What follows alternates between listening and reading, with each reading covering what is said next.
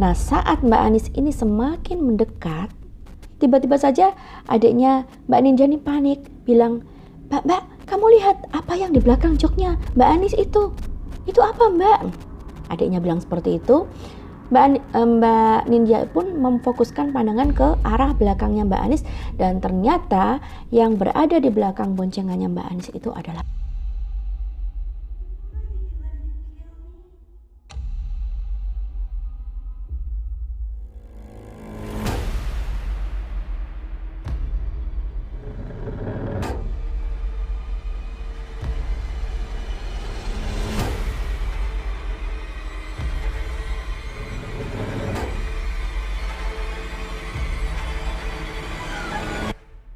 Halo, Assalamualaikum. Terima kasih sudah singgah di channel ini. Seperti biasa di Ngobrol Seram, aku akan selalu membawakan kisah horor pengalaman nyata kiriman dari para kontributor.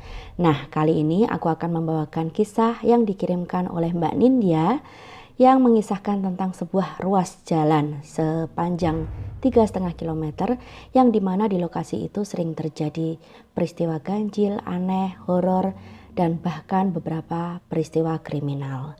Juga ada cerita lainnya yang dikirimkan oleh Mbak Rina yang bercerita tentang sebuah rumah kos yang dia tinggali dan dia terjebak di sana karena ternyata banyak sekali kejadian ganjil yang dia alami di lokasi tersebut.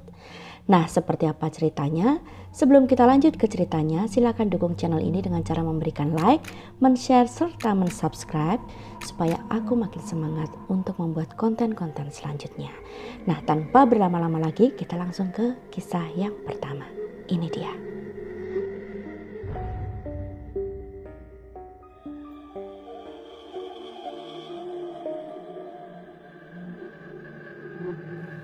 Kisah yang pertama ini dikirimkan oleh Mbak Nindya yang berdomisili di sebuah kota yang terletak di utara Pulau Jawa. Nah, Mbak Nindya ini mempunyai seorang sahabat yang kita panggil saja dengan sebutan Mbak Anis. Antara Mbak Nindya dan Mbak Anis ini sudah bersahabat sejak mereka masih kecil dan kini mereka sama-sama berusia sekitar 20 tahun. Mbak Anis ini yang sahabatnya Mbak Nindya tadi sedari kecil sudah ditinggal pergi oleh ibunya dan kemudian ayahnya pun menghilang entah kemana. Jadi tak ada pilihan lain, Mbak Anis ini pun tinggal bersama kakeknya saja. Nah, saat ini Mbak Anis diterima bekerja di sebuah pabrik pembuatan tas, dan karena dia tidak tega untuk meninggalkan kakeknya seorang diri di rumah, meskipun jarak antara pabrik itu dan rumah mereka sekitar 1 jam perjalanan, tapi Mbak Anis memilih untuk pulang pergi setiap hari dan tidak tega untuk tinggal di tempat kos. Nah, itu tadi sekilas tentang Mbak Nindya dan Anis. Kejadian menyeramkan ini terjadi sekitar 5 atau 6 hari yang lalu.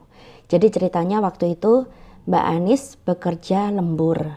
Dan seperti biasanya, setiap kali lembur dia akan selesai pada pukul 11 malam dan sampai di rumah pukul 12. Nah, seperti biasanya juga setiap kali dia lembur, dia akan meminta tolong kepada Mbak Nindya untuk menjemputnya.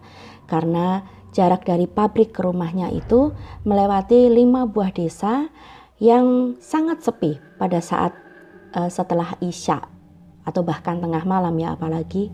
Dan jalannya itu melewati area ladang, area persawahan, juga area jalan raya beraspal yang sangat-sangat sepi pada saat malam karena jalan ini hanya menghubungkan antar desa, bukan ke kota lain. Nah, saat itu, saat pekerjaannya telah selesai sekitar pukul 11 lebih, Mbak Anis ini pun meminta Mbak Nindya untuk bersiap-siap menjemputnya di pertengahan jalan mereka. Jadi kita sebut saja ke desa B gitu ya. Nah, Mbak Nindya ini pun mengiyakan dan dia membangunkan adiknya lelaki dan diajak untuk bersama-sama menunggu Mbak Anis di perbatasan desa tersebut. Jadi desa tersebut itu ada di tengah perjalanan antara desa mereka dan pabrik tempat Mbak Anis bekerja. Mengapa Mbak Anis meminta Mbak Nindya dan adiknya untuk menjemputnya di desa B tersebut? Karena di desa itu ada sebuah ruas jalan yang mereka sebut dengan toang, sejarak 3,5 kilometer. Nah, istilah toang ini kira-kira artinya adalah sebuah jalan raya yang panjang, lurus, dan tanpa pemukiman, tanpa bangunan apapun, dan kanan kirinya hanya berupa area persawahan. Jadi itu istilah toang menurut mereka ya. Nah, di jalan itulah Mbak Anis takut untuk melewatinya sendiri saat malam karena mungkin takut dengan kejahatan atau begal atau hal lainnya ya, sehingga dia memutuskan untuk meminta tolong kepada Mbak Nindya dan adiknya untuk menunggunya di perbatasan desa tersebut agar dia tidak melewati toang itu sendirian. Mbak Nindya berangkat bersama adiknya dengan berboncengan sepeda motor menuju ke desa B tersebut. Nah, saat itu musim penghujan, hujan masih turun rintik-rintik, keadaan sangat gelap gulita dan di sepanjang perjalanan juga masih terendam banjir. Mereka sangat berhati-hati mengendarai sepeda motor hingga akhirnya mereka sampai di toang tersebut. Saat tiba di pertengahan toang, tiba-tiba sepeda motor itu tadi mogok. Entah karena mungkin kemasukan air banjir atau mungkin ada hal lain. Dan Mbak Nindya serta adiknya tadi berusaha untuk menstarter motornya berkali-kali tapi tidak bisa hidup. Bahkan meskipun dengan starter manual sampai capek, tetap saja motor itu tidak bisa hidup. Nah, keadaan semakin gelap gulita, tidak ada penerangan apapun di sana, banjir, motor mati. Akhirnya Mbak Nindya pun memutuskan untuk memberi kabar kepada Mbak Anis supaya tidak terlalu lama menunggu mereka. Lalu Mbak Nindya ini pun mengirimkan pesan lewat chat gitu ya. Mbak Nindya bilang, Anis, ini motor kami ada kendala, kita nggak bisa lanjut perjalanan, jadi kita akan mencari bengkel atau tambal ban atau apapun yang bisa mereparasi sepeda motor kita dulu. Nanti setelah sepeda motor kita hidup, kita akan jemput kamu di perbatasan desa. Nah, karena bengkel yang ada itu di desa sebelumnya, kita sebut saja desa A. Jadi mau nggak mau si Mbak Nindya dan adiknya ini harus kembali ke arah sebelumnya. Nah, saat itu Mbak Anis bilang, ya udah kalau memang motornya rusak, kalian cari ke bengkel saja dan langsung pulang saja nggak apa-apa. Karena aku ada yang menemani kok. Mbak Anisnya bilang begitu. Nah, Mbak Nindya kan heran, loh ini tengah malam loh Nis, siapa yang menemani kamu kalau lewat toang nanti? Oh ini aku sama bapak-bapak, dia pakai sepeda ontel, nggak apa-apa, dia nemani aku kok. Aku ini udah mulai masuk ke daerah toang. Bapak-bapak ini pakai sepeda ontel, kita jalan bareng aja. Dia nemani aku karena kebetulan bapak ini juga ada urusan ke desa A. Sebenarnya saat Mbak Anis berkata seperti itu, Mbak Nindya tetap tidak tega untuk meninggalkan sahabatnya. Dan dia tetap bersikeras kepada Mbak Anis untuk menunggu di sana saja. Tapi Mbak Anis tetap memaksa bahwa ia akan tetap melewati toang tersebut bersama bapak tersebut. Nah, karena tidak ada pilihan lain, karena Mbak Nindya dan adiknya juga sudah basah kuyup, keadaan gelap gulita, dan juga sepeda motor yang rusak entah sampai kapan kalau mereka tetap berada di situ. Akhirnya dengan berat hati Mbak Nindya pun kembali ke arah sebelumnya dengan menuntun sepeda motor itu dengan adiknya. Nah, saat mereka sedang pelan-pelan menuntun sepeda motor itu, dari kejauhan mereka melihat Mbak Anis datang. Mereka mendengar suara motor Mbak Anis yang melaju pelan dan sorotan lampu motornya yang menerangi jalan ya. Dan karena memang keadaan banjir jadi memang pelan. Mereka pun menoleh ke belakang dan melihat Mbak Anis melaju ke arah mereka. Saat Mbak Anis ini sudah berada dalam jarak pandang mereka, Mbak Nindya dan adiknya ini sedikit heran karena Mbak Anis ini mengendarai sepeda motornya sendiri. Dia tidak bersama dengan seorang bapak yang mengayuh sepeda ontel seperti yang Mbak Anis katakan sebelumnya. Dan saat itu Mbak Nindya berpikir positif, oh mungkin saja bapak tersebut sudah sampai di lokasi yang ditujunya. Tapi setelah itu dia teringat bahwa tadi kan Mbak Anis bilang bahwa bapak tersebut berencana akan ke desa A. Lalu kemana bapak itu? Nah, saat Mbak Anis ini semakin mendekat, tiba-tiba saja adiknya Mbak Nindya ini panik, bilang, Mbak, kamu lihat apa yang di belakang joknya Mbak Anis itu? Itu apa, Mbak? Adiknya bilang seperti itu. Mbak Nindya pun memfokuskan pandangan ke arah belakangnya Mbak Anis, dan ternyata yang berada di belakang boncengannya Mbak Anis itu adalah sosok pocong. Pocong itu membonceng di belakang joknya Mbak Anis dalam posisi menyamping, kadang ke kanan, kadang ke kiri, dengan posisi yang seperti mengambang. Jadi dia tidak duduk seperti duduk manusia biasa, tapi sedikit mengambang di atas jok, dan posisinya berubah-ubah menyamping ke kiri dan ke kanan. Dan di saat itu Mbak Anis sama sekali tidak menyadari kehadiran pocong tersebut, dan tetap seperti berbicara dengan seseorang dan bahkan tertawa dengan sosok seseorang yang dilihatnya itu. Semakin dekat, semakin dekat, semakin dekat, Mbak Nindya pun dan adiknya berusaha untuk seolah-olah tidak terjadi apa-apa. Nah, saat itu Mbak Anis menawarkan kepada mereka untuk mendorong sepeda motor mereka supaya lebih cepat itu melewati toang tersebut. Tapi Mbak Nindya dan adiknya ini menolak dan berkata, lebih baik kamu aja yang di depan, Nis, supaya kita bisa melihat jalannya, karena kamu kan kesorot lampu. Mereka bilang seperti itu, dan akhirnya Mbak Anis pun berjalan di depan. Jadi dalam posisi Mbak Anis berjalan di depan itu, Mbak Nindya dan adiknya jelas melihat sosok pocong yang sedang dibonceng Mbak Anis itu dengan posisi kaki yang berubah ke arah kanan, ke kiri, ke kanan, ke kiri, seperti itu terus. Dan perjalanan itu serasa sangat panjang dan tanpa akhir bagi mereka. Lalu mengapa kalau mereka ketakutan, mengapa mereka tidak menyalip Mbak Anis dan memilih untuk mengendarai atau menuntun sepeda motor mereka di depan?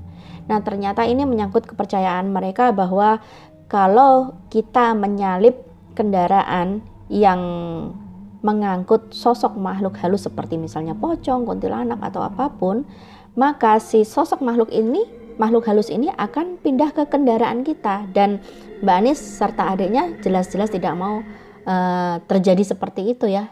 Sehingga mereka pun memilih menahan rasa ketakutannya dan menjaga jarak dengan sepeda motornya Mbak Anis dan memilih tetap di belakangnya Mbak Anis. Akhirnya sepanjang perjalanan Mbak Nindya ini dan adiknya sepakat untuk tidak membahas masalah itu sampai akhirnya mereka keluar dari daerah toang itu dan memasuki daerah pemukiman. Nah, saat memasuki daerah pemukiman itu, si Mbak Anis ini seperti berhenti dan mengucapkan terima kasih sambil tersenyum, seolah-olah berterima kasih kepada sosok bapak yang membawa sepeda ontel itu di sebelahnya. Jadi Mbak Anis ini berbicara dengan entah apa yang dia rasa berada di sebelahnya. Dan saat itu juga si Mbak Nindya dan adiknya melihat pocong yang tadi membonceng Mbak Anis itu mendadak tiba-tiba saja lenyap begitu saja. Mereka pun bisa bernapas dengan lega. Akhirnya mereka melanjutkan perjalanan ke rumah dan tidak terjadi apapun kejadian lainnya malam itu ya. Mbak Nindya dan adiknya sepakat untuk merahasiakan hal itu. Nah, tapi setelah itu 2 hari kemudian Mbak Nindya ini ada semacam tekanan batin untuk ingin menceritakan kejadian yang mereka alami itu tadi 2 hari yang lalu. Akhirnya Mbak Nindya pun bercerita apa yang dia lihat itu tadi, yang mereka lihat ya. Jadi kan bukan cuma Mbak Nindya yang melihat ya, tapi kan adiknya juga. Jadi dengan diyakinkan oleh adiknya, akhirnya Mbak Nindya ini bercerita kepada Mbak Anis apa yang mereka lihat malam itu di boncengannya Mbak Anis. Dan Mbak Anis tentu saja shock, kaget. Tapi ya sudahlah, untung tidak terjadi apa-apa, hanya begitu saja. Nah, itu tadi cerita tentang Mbak Anis yang membonceng sosok pocong dari tempat kerjanya. Dan ya syukurlah hanya sekedar menampakkan seperti itu, tidak mengganggu perjalanan mereka, tidak mencelakai mereka. Jadi ya itu tadi kisahnya. Setelah terjadi kejadian itu, sebenarnya Mbak Nindya ini juga sudah sempat mendengar banyak cerita tentang toang sejarak 3,5 kilometer itu. Dan inilah cerita-cerita dari warga dan juga cerita-cerita yang diketahui Mbak Nindya sendiri tentang Tawang tersebut. Ini faktanya. Menurut penuturan dari nenek Mbak Nindya, pada era penjajahan Belanda, di area Tawang tersebut adalah area tempat banyak sekali dilakukan pembunuhan dan pembuangan mayat. Di saat Mbak Nindya ini sekitar berusia SD dan sedang dibangun tanggul di sepanjang toa itu, ternyata juga banyak memakan korban jiwa baik dari anak-anak warga setempat maupun para pekerja proyek. Dan juga banyak kendala seperti alat pengeruk yang tiba-tiba rusak tidak bisa digunakan, dan bahkan para pekerja berkata bahwa mereka sering melihat penampakan ular yang berkepala manusia. Di area Tawang itu juga ada sebatang pohon tua yang masyarakat sekitar menyebutnya sebagai pohon Kudoloro dan diyakini sebagai sebuah kerajaan jin. Nah, saat area sekitarnya ini ditinggikan untuk dibuat tanggul, ternyata keanehan terjadi. Pohon tersebut bukannya tinggi, tapi lahan di sekitarnya semakin amblas dan terus-menerus amblas hingga akhirnya para pekerja proyek itu mengadakan sesaji dan akhirnya berhasil juga untuk ditinggikan. Nah, itu cerita tentang pohon keramat di daerah Tawang tersebut. Kecelakaan lalu lintas juga sering terjadi di area sepanjang 3,5 km itu, yaitu seperti misalnya sepeda motor yang jatuh sendiri, atau kendaraan pribadi, ataupun truk yang terguling masuk ke dalam parit atau sawah. Dan itu karena seringnya terjadi sehingga masyarakat sekitar juga merasa itu hal yang sudah terlalu biasa bagi mereka. Pada tahun 2016 ada kejadian yang menghebohkan warga di sekitar Tawang tersebut karena ditemukannya sesosok mayat di area persawahan. Usut punya usut, ternyata mayat tersebut adalah seorang warga desa mereka yang diracuni oleh pestisida dan dihajar hingga babak belur, lalu mayatnya ditinggalkan begitu saja di area persawahan.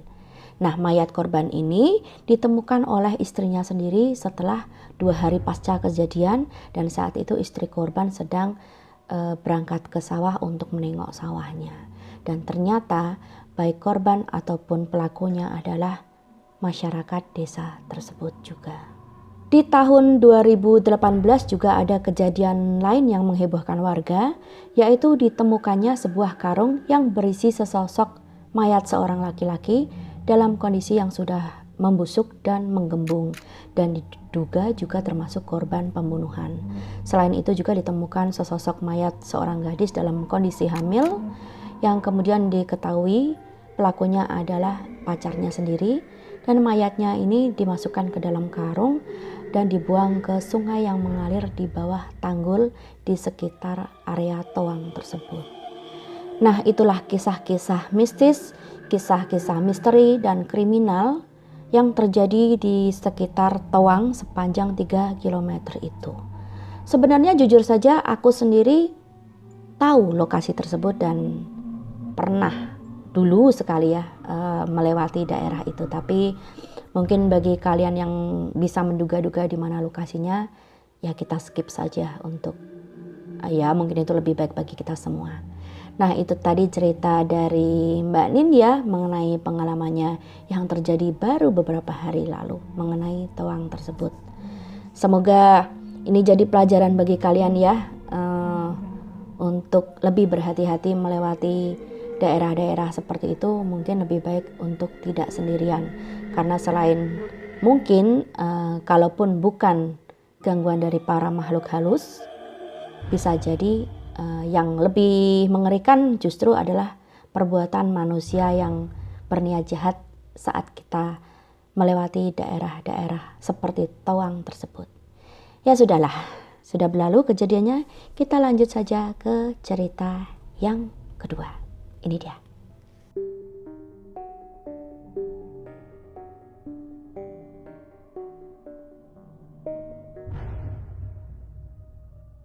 Cerita selanjutnya kali ini dikirimkan oleh Mbak Rina Rahayu yang berasal dari kota Pati. Nah, sebelumnya Mbak Rina ini juga sudah pernah mengirimkan cerita yang berjudul Makhluk Jahat di Minimarket dan juga Mes Angker yang sudah aku tayangkan di episode Ngobrol Seram sebelumnya. Jadi kalau kalian belum lihat, setelah menonton ini kalian bisa lanjut ke episode sebelumnya. Nah, Mbak Rina ini diterima bekerja sebagai kasir di sebuah toko yang terletak di kota Bogor. Nah, karena dia harus mencari tempat kos, sementara dia belum paham tentang keadaan kota tersebut, dia pun meminta bantuan salah seorang kenalannya untuk membantunya menemani mencarikan tempat kos. Tapi setelah berkeliling ke sana kemari seharian, ternyata susah juga untuk menemukan tempat kos yang sesuai dengan kondisi keuangan Mbak Rina saat itu, karena yang lokasinya atau posisinya terletak di dekat-dekat tempat kerjanya itu harganya tidak terjangkau oleh Mbak Rina. Nah, saat itu temannya Mbak Rina yang kita sebut saja dengan nama Joko mengajak Mbak Rina untuk mampir ke rumah tantenya. Kita panggil saja dengan sebutan Bu Galuh ya. Jadi mereka mampir ke sana silaturahmi. Saat itu mereka ngobrol-ngobrol dan Mbak Rina bercerita bahwa dia sedang mencari tempat kos. Dan Bu Galuh itu bertanya kepada Joko, kamu sudah ngajak Rina ke ini belum? Ke tempat kos Putri yang di sana belum, yang di depan warnet yang biasa kamu nongkrong di sana? Terus si Joko sempat berpikir sebentar, mengingat-ingat, oh iya tante, kita belum ke sana sih. Ya sudah, coba ke sana dulu, siapa tahu ada kamar yang kosong, kata Bu Galuh seperti itu. Akhirnya Joko pun mengajak Rina ke tempat kos Putri tersebut. Hari sudah mulai petang saat Mbak Rina dan Joko menuju ke tempat kos tersebut. Mereka bertemu dengan bapak pemilik tempat kosnya dan setelah basa-basi sebentar, Mbak Rina pun mengutarakan maksudnya untuk tinggal di tempat kos tersebut. Dan bapak kos itu mengatakan bahwa Mbak Rina ini beruntung karena hanya tinggal tersisa satu kamar yang kosong. Akhirnya karena menurut Mbak Rina harga yang diberikan lumayan murah, dia pun langsung membayar. Dan saat itu juga bapak pemilik kos itu memberikan kunci kepada Mbak Rina, dan saat itu juga Mbak Rina langsung tinggal di tempat kos itu. Nah, Joko pun karena hari sudah mulai gelap dan memberi kesempatan bagi Mbak Rina untuk beristirahat, Joko meninggalkan Mbak Rina di sana. Nah, saat sedang masuk ke sana dan dalam keadaan sepi, kosong itu, Mbak Rina pun bertanya kepada pemilik kosnya, kalau kamarnya tinggal satu yang kosong, lalu kemana penghuni lainnya, Pak? Lalu Pak Kos pun berkata, oh mereka sedang libur sekolah, Mbak. Ini kan libur sekolah, jadi anak-anak pada pulang kampung. Gak apa-apa, nanti kalau sudah masuk hari sekolah pasti mereka pulang kok. Pak Kosnya bilang seperti itu. Lalu Mbak Rina pun berkeliling kamar yang kelihatannya berdebu, kotor. Dia juga heran sejak kapan kamar kos ini tidak dihuni dan kamar mandi pun kotor, seperti sudah lama tidak digunakan. Lalu Pak Kosnya berkata bahwa mereka baru libur 2 hari yang lalu kok, kos-kosan ini baru kosong 2 hari yang lalu, biasanya penuh kok Mbak, jangan khawatir, tinggal nyenengan saja, ini yang penghuni baru. Nah, tapi setelah Pak Kos ini berlalu kembali ke rumahnya, Mbak Rina merasa sedikit aneh karena rumah itu amat-amat kotor, jangankan kamarnya, bahkan kamar mandi pun sudah sangat berdebu, bak mandinya juga kotor, dan lantai kamar mandinya juga seperti sudah lama tidak digunakan, ada sarang laba-laba. Dan ini nggak mungkin kalau misalnya rumah kos itu baru ditinggalkan 2 hari, karena sepertinya ini tempat kos sudah sangat-sangat lama tidak ada penghuninya. Tapi karena saat itu Mbak Rina sudah sangat lelah, capek, dan besok dia harus mulai bekerja, akhirnya dia sudah malas dan tidak ada energi lagi untuk membersihkan kamar mandi, menguras bak mandi dan lain-lain. Akhirnya dia pun mandi ala kadarnya dengan menggunakan air 1 buah ember. Dan setelah itu karena dia sudah terlalu lelah ya, dia pun terlelap tidur dan tidak ada kejadian apa-apa di malam pertama dia tinggal di sana. Pagi pun tiba dan Mbak Rina ini bersiap untuk berangkat kerja. Dia memaksakan diri untuk mandi meskipun akhirnya sedingin es. Nah, setelah mandi, dia berjalan kaki menuju ke tepi jalan raya untuk menunggu angkot. Sekitar 20 menit dia berdiri di pinggir jalan. Tidak ada satu angkot pun yang bisa ia tumpangi karena angkot-angkot ini penuh dengan anak-anak sekolah. Dan saat itu dia baru tersadar, loh, kata pemilik kos, ini kan masa liburan sekolah, lalu mengapa angkot-angkot itu semua penuh dengan anak sekolah? Nah, saat itu pun Mbak Rina menyadari ada suatu hal yang aneh. Gak mungkin dong tempat kos itu kosong dan bapak kosnya bilang bahwa penghuninya sedang libur sekolah, karena pada kenyataannya hari itu bukan masa-masa liburan sekolah. Nyatanya angkot-angkot yang lewat di hadapan Mbak Rina penuh dengan anak-anak sekolah. Tapi saat itu karena dia sibuk dengan pikirannya menghadapi hari pertama bekerja, dan kebetulan di hari itu dia sangat sibuk bekerja di toko dan tidak sempat memikirkan keganjilan itu, akhirnya hari itu pun berlalu sangat cepat dan setelah selesai jam kerja dia bersiap pulang kembali ke tempat kosnya. Tapi sebelum kembali ke tempat kos, dia menyempatkan diri untuk membeli bakso di dekat tempat kerjanya. Dan di saat itu penjual baksonya bertanya, "Loh, saya kok belum pernah melihat Mbak ya? Mbak orang baru ya?" "Iya Pak, saya baru bekerja hari ini di toko itu." Mbak Rinanya menunjuk ke arah toko yang tempat dia bekerja. Lalu penjual bakso itu bertanya di mana Mbak Rina tinggal atau ngekos, dan Mbak Rina bilang, "Oh, saya ngekos di daerah sini." Kita sebut saja daerah C gitu ya. Dan Pak kosnya berkata, "Kalau gitu lebih baik Mbak cepat-cepat pulang sekarang aja, karena sebentar lagi angkot terakhir yang menuju ke daerah sana. Nanti kalau udah kemalaman sedikit tidak ada lagi angkutan ke sana." Nah, mendengar penjelasan itu, akhirnya Mbak Rina pun buru-buru menyelesaikan pesanannya dan segera berlari menuju ke pangkalan angkot. Dan untunglah sesampainya di sana dia masih sempat untuk menaiki angkot terakhir menuju ke tempat kosnya. Saat Mbak Rina ini sampai ke tempat kosnya, dari gerbang itu dia sudah melihat keadaan tempat kosnya gelap gulita, tidak ada satupun lampu yang menyala. Dan dia pun masuk ke tempat kos tersebut dan memang belum ada satupun penghuni lain yang datang ya. Jadi dia pun masih sendiri. Dia mulai menyalakan lampu di depan dan ternyata waktu dia mau menghidupkan lampu di dapur itu lampunya sama sekali tidak mau menyala. Akhirnya dia menyerah. Hanya beberapa lampu yang berhasil dia nyalakan dan dia pun kembali langsung menuju ke kamarnya, mandi dan beristirahat. Nah, saat dia sedang beristirahat itu dia mendengar suara berat seperti geraman, dan itu suara geraman laki-laki seperti itu. Tapi dia yakin sekali bahwa itu bukan suara bapak kosnya. Saat itu Mbak Rina yang sangat-sangat ketakutan mendengar suara itu sepanjang malam akhirnya memutuskan untuk meringkuk di bawah selimutnya dan bertahan hingga pagi berikutnya. Nah, itulah kejadian yang terjadi di malam kedua dia tinggal di kos tersebut. Semenjak hari pertama dia bekerja dan tahu bahwa angkot menuju ke tempat kosnya ini sangat terbatas, di hari-hari berikutnya Mbak Rina pun memutuskan untuk setelah pulang kerja tidak mampir-mampir lagi untuk beli jajan atau kemana dulu, tapi memutuskan untuk langsung pulang. Dan selain itu juga supaya nanti dia tidak terlalu gelap begitu sampai di tempat kosnya, karena perasaannya sungguh nggak enak saat begitu tiba di tempat kosnya menjelang petang atau setelah petang. Dia merasa was-was dan ketakutan.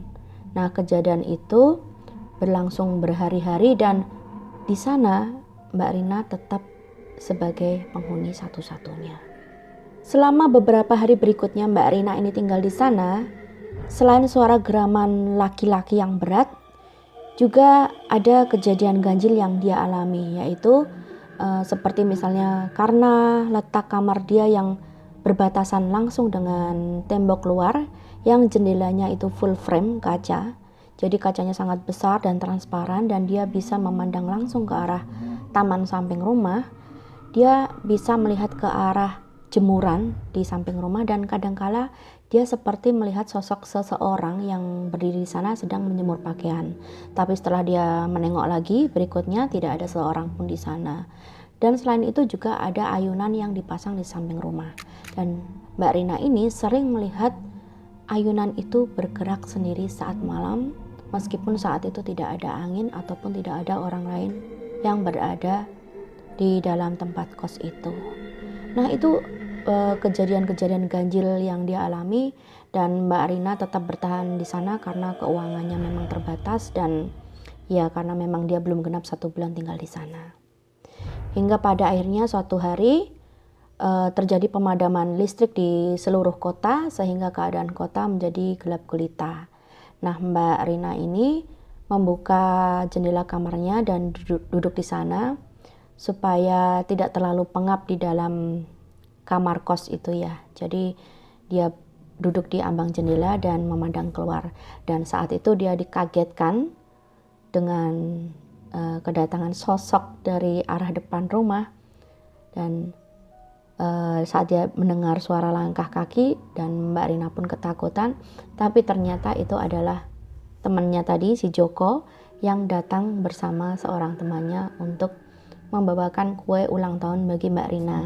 Dan ternyata hari itu Mbak Rina ulang tahun, dia sendiri bahkan lupa dengan ulang tahunnya, dan Joko itu datang untuk membawakan kue ulang tahun dan langsung menuju ke samping rumah melewati jendela karena katanya dia sempat mengetuk pintu depan tapi tidak ada yang membuka dan pintu depan memang dikunci. Nah, saat mereka sedang mengobrol-ngobrol seperti itu bertiga di samping rumah, tiba-tiba Mbak Rina ini mendengar suara seperti beberapa anak perempuan atau para gadis ya yang sedang mengobrol dan tertawa cekik-cekikan terbahak-bahak. Dan Mbak Rina sempat terkejut dan Joko pun bilang bahwa oh, kamu sekarang udah punya teman ya Rin ya, penghuni yang lain sudah pada datang, udah pada pulang. Nah, Mbak Rina yang sedikit terkejut karena dari tadi kan memang dia di situ dan dia tidak tahu bahwa ada penghuni lain yang sudah pulang ke tempat kos. Dan dia juga merasa sedikit senang ya karena oh, aku sekarang ada temannya. Dan ternyata yang kembali ke tempat kos ini bukan cuma 1 orang tapi banyak orang karena terbukti dengan riuhnya suara-suara di kamar di sebelah kamar kosnya Mbak Rina. Setelah Joko dan temannya ini pergi, Mbak Rina pun seperti tadi kembali ke dalam kamarnya dan di sana dia sedang memainkan ponselnya ya. Dan suara keriuhan di kamar sebelah itu masih terdengar berisik sekali. Nah, karena tidak tahan dengan riuhnya itu, Mbak Rina pun berniat untuk bergabung saja bersama mereka sambil mengenalkan diri kepada penghuni kos yang lain supaya mereka lebih akrab gitu. Akhirnya Mbak Rina pun keluar dari kamar dan mengetuk pintu kamar sebelah untuk minta dibukakan. Mbak, tok tok tok. Mbak, ini Rina Mbak, aku mau kenalan. Mbaknya siapa ya? Boleh nggak aku masuk? Tok tok tok. Dia ketuk berkali-kali, tapi tidak ada suara orang yang mendekati pintu atau membukanya dan suara keriuhan itu masih terdengar terus seperti ya orang ngobrol, orang tertawa, cekikikan gitu kan. Jadi seolah-olah kamar itu benar-benar sangat ramai. Nah, karena merasa diabaikan atau mungkin Mbak Rina merasa oh mungkin mereka tidak mendengar ketukanku atau panggilanku, maka Mbak Rina pun mengulangi lagi memanggil Mbak, tok tok tok tok. Akhirnya karena tidak dibuka, Mbak Rina ini pun mencoba membuka gagang pintunya ya. Handle pintunya itu dia gerakkan dan tiba-tiba handle pintunya itu lepas. Jadi seperti mur atau bautnya ini terlepas gitu, akhirnya gagangnya pun jatuh. Dan anehnya saat gagang pintu jatuh, pintu ini pun tetap tidak terbuka. Tapi suara-suara yang riuh di dalam kamar ini tiba-tiba mendadak hilang begitu saja seperti seketika langsung hilang, langsung berhenti, tidak ada suara apapun. Nah, saat suara itu hilang tiba-tiba dan gagang pintunya jatuh dan pintu itu tetap tidak terbuka, meskipun Mbak Rina menunggu di luar siapa tahu kan ada yang membukakan pintu. Ternyata tidak ada, dan setelah itu tidak terdengar suara apa-apa lagi. Tiba-tiba saja Mbak Rina ini mendengar langkah kaki di belakang punggungnya. Jadi rumah itu kan rumah kayu yang dindingnya dan lantainya juga kayu. Jadi setiap ada orang yang berjalan di dalam rumah itu selalu terdengar suara langkahnya, duk duk duk duk duk seperti itu. Jadi ya suara kayu diinjak dan suara geraman yang berat seperti sebelumnya, suara geraman laki-laki. Padahal saat itu Mbak Rina tahu si pemilik kos itu sedang menginap di rumah saudara mereka. Jadi mereka nggak mungkin bapak kos ada di tempat kos itu. Saat itu Mbak Rina yang ketakutan, tidak berkutik dan tidak ada suara dari kamar itu. Akhirnya dia pun memutuskan untuk kembali berlari ke kamarnya sendiri dan menguncinya dari dalam hingga pagi tiba. Saat itu dia sudah berpikir untuk entahlah bagaimana caranya keluar dari kos-kosan itu, karena dia sudah berada 3 minggu di situ dan sudah merasa tidak tahan lagi dengan keganjilan-keganjilan yang dia alami. Malam itu Mbak Rina pun mencoba untuk tidur, tapi sekitar pukul 2 dini hari dia terbangun karena merasa haus. Dan dalam ngantuknya itu dia bangkit untuk minum air dingin yang selalu tersedia di sebelah meja kamarnya. Nah, saat dia sedang minum itu, sudut matanya melihat ada seseorang yang berdiri di luar kamarnya. Jadi kan seperti aku bilang tadi, kamarnya ini ada bagian jendela yang langsung menghadap ke samping rumah. Jadi dia melihat seseorang yang berdiri di sana dengan ekor matanya. Nah, saat itu Mbak Rina merasakan hawa yang sangat dingin seperti angin berhembus kencang masuk ke dalam kamar. Dan dalam keadaan ngantuk setengah sadar gitu ya, Mbak Rina berpikir, oh mungkin aku lupa menutup jendela kamarku, makanya anginnya ini berhembus langsung masuk dan membuat menggigil karena dini hari kan itu. Jadi Mbak Rina ini bangkit dan berniat untuk menutup jendela kamarnya. Saat dia bangkit itu, dia baru menyadari bahwa dari tadi jendela kamarnya ini terkunci, tertutup. Dan jadi bagaimana bisa ada angin kencang yang berhembus di dalam kamar, padahal posisi jendela itu terkunci. Saat itu Mbak Rina benar-benar bingung, ketakutan ya, apa yang terjadi di dalam kamarku. Nah, saat dia sedang berdiri itu memikirkan tentang apa yang terjadi di dalam kamarnya, dan mata dia benar-benar memandang ke arah luar, ke sosok yang dia lihat seperti di area jemuran itu, area samping rumah. Dan saat dia melongok keluar dan tiba-tiba wajah sosok itu tepat benar-benar di hadapan wajahnya Mbak Rina dan membuatnya shock. Saat itu Mbak Rina tidak bisa menggambarkan dengan jelas ya wajahnya seperti apa.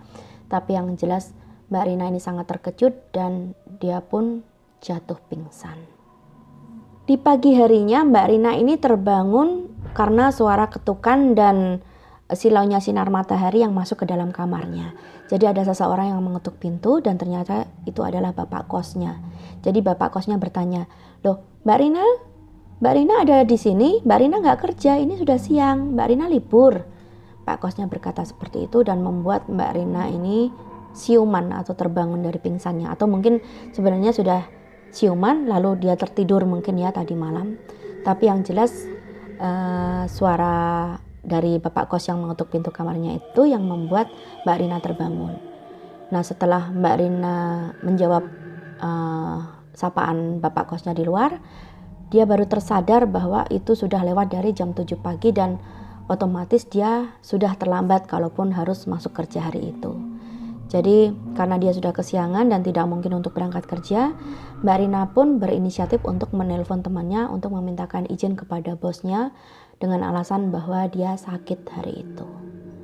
Jadi karena sudah terlanjur tidak berangkat kerja hari itu pun, Mbak Rina memutuskan untuk membersihkan semua area kos yang bisa ia jangkau atau yang bisa dia lakukan. Jadi dia bersih-bersih ke sana kemari dan ternyata memang kamar yang di sebelah kamarnya ini masih kosong dan keadaannya sama seperti hari-hari sebelumnya. Jadi memang tidak ada seorang pun di dalam kamar itu tadi malam. Nah, Seharian itu Mbak Rina sibuk membersihkan sana sini, menyapu, mengepel, menyikat kamar mandi, menyikat bak mandi. Nah, saat dia sedang mandi itu, sedang membersihkan kamar mandi maksudku, tiba-tiba terdengar suara bisikan seperti ketawa yang lirih gitu. Makasih ya. Terdengar suara seperti itu dan membuat Mbak Rina merinding sekujur badan. Tapi ya karena hanya merupakan suara bisikan dan tidak menampakkan wujud ya, akhirnya Mbak Rina menganggap hal itu merupakan halusinasinya saja dan tetap melanjutkan untuk bersih-bersih. Setelah berjam-jam sibuk membersihkan area tempat kos itu, Mbak Rina pun memutuskan untuk mandi karena kamar mandinya sudah bersih, airnya juga sudah diganti bersih, dan dia pun menikmati acara mandinya tersebut. Saat dia sedang membersihkan diri dan mendongak ke atas, jadi atap kamar mandi itu langsung berupa genteng ya, tanpa plafon, tanpa Ethernet. Dan di sela-sela genteng itu dia melihat seperti ada kepala dengan rambut hitam panjang yang menjulur ke bawah, jadi jatuh terurai ke bawah. Dan Mbak Rina sangat shock. Dia segera meraih handuknya dan keluar dari kamar mandi. Dia berlari menuju ke kamarnya. Tapi sebelum dia mencapai pintu kamarnya, Mbak Rina ini terpleset karena kan kakinya basah ya. Dia terpleset, tertelungkup dengan kondisi lutut yang memar dan berdarah. Saat itu tangannya yang menjulur ke depan itu merasa menyentuh sesuatu. Saat Mbak Rina ini melirik sekilas, dia menyesali keteledorannya karena dikiranya itu adalah sapu ijuk. Dia sempat berpikir mungkin tadi dia lupa meletakkan kembali sapu ijuk itu ke tempatnya setelah selesai digunakan. Tapi setelah Mbak Rina ini benar-benar memperhatikan apa yang berada di bawah telapak tangannya, ternyata itu bukanlah sapu ijuk tapi rambut panjang hitam yang kaku, sangat kaku. Nah, Mbak Rina pun menjadi panik karena itu hanya wujud rambut saja dan bukan sapu ya. Tidak ada gagang sapu dan itu bukan benar-benar bukan ijuk. Jadi Mbak Rina ini bangkit, berlari ke kamarnya, segera berganti pakaian, meraih barang-barangnya dan segera menuju ke rumah Bu Galuh. Bu Galuh yang tadi kerabatnya Joko tadi ya. Sesampainya di sana, Mbak Rina ini menceritakan kepada Bu Galuh apa yang dia alami sejak hari pertama dia tinggal di sana sampai kecelakaan yang dia alami tadi karena terjatuh. Dan apa saja yang sudah didengarnya, dilihatnya, dia ceritakan semua kepada Bu Galuh. Dan dia juga bercerita bahwa sejak awal dia tinggal di rumah kos itu, dia selalu sendiri. Itu artinya pemilik kosnya ini berbohong kepada dia dengan mengatakan bahwa di kamar lain ada penghuninya penuh yang sedang libur sekolah. Padahal pada kenyataannya tidak ada anak sekolah yang kos di sana selain Mbak Rina yang memang benar-benar sendirian sejak hari pertama. Nah, jadi meskipun saat itu belum genap 1 bulan tinggal di sana, akhirnya Mbak Rina tidak berani lagi untuk kembali ke tempat kos tersebut, dan Bu Galuh yang iba pun akhirnya menawarkan Mbak Rina untuk tinggal di rumahnya untuk sementara. Nah, akhirnya Mbak Rina ini pun dengan diantar dengan Joko berpamitan kepada pemilik kos dengan alasan bahwa sekarang ia bekerja di rumah Bu Galuh. Akhirnya dengan berat hati Pak Kos pun ya mengucapkan selamat tinggal kepada Mbak Rina, dan hari itu juga, saat itu juga Mbak Rina tinggal di rumah Bu Galuh. Dan meskipun Mbak Rina ini masih bekerja sebagai kasir di toko yang selama ini dia bekerja di sana ya, tapi setelah jam kerja biasanya dia membantu Bu Galuh untuk membantu catering beliau karena sebagai ya tanda balas budi atau balas jasa selama dia tinggal sementara di rumah itu. Akhirnya setelah beberapa hari sampai 1 bulan dia bekerja di Bogor itu, akhirnya dia mengundurkan diri dan berpamitan kepada Bu Galuh untuk kembali ke kampungnya karena ada urusan yang harus diselesaikan di kampungnya. Jadi itulah pengalaman Mbak Rina yang merasa terjebak karena tinggal di sebuah tempat kos angker yang ternyata hanya dia sendiri penghuninya. Jadi sekian dulu ngobrol seram edisi kali ini. Terima kasih kepada Mbak Nindya yang sudah mengirimkan kisah ini, juga Mbak Rina yang sudah sering mengirimkan kisah-kisah sebelumnya juga. Juga terima kasih kepada kalian yang sudah menyaksikan ngobrol seram edisi kali ini hingga selesai. Bagi kalian yang ingin berbagi pengalaman horor yang kalian alami, orang terdekat kalian, atau saudara atau kenalan kalian, silakan kirimkan melalui inbox Facebook atau Instagram, atau langsung ke WhatsAppku. Bisa diketik atau bisa direkod voice. Jadi aku rasa cukup sekian kali ini. Nantikan episode berikutnya. Berikan like bila kalian suka dengan video kita kali ini. Dan stay healthy, dan assalamualaikum warahmatullahi wabarakatuh.